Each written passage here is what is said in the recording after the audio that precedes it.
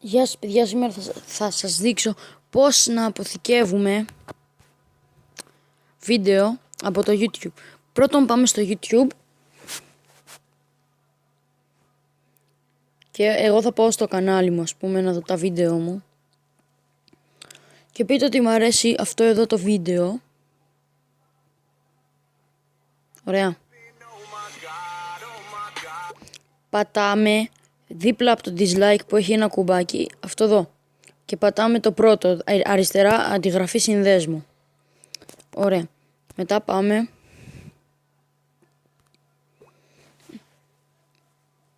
πάμε στο MP3, έτσι θα το γράψετε, MP3 Converter, και θα μπείτε στο δεύτερο, στο YouTube του MP3 Converter, γρήγορες μετατροπές, είναι αυτά.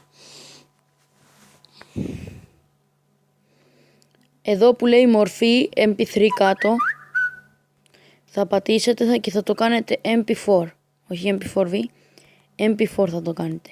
Εδώ πέρα που λέει αναζητήστε ή επικολλήστε, το πατάτε συνεχόμενα έτσι και πατάτε το επικόλληση, πατάτε μετά start. 100% έγινε. Πατάτε λήψη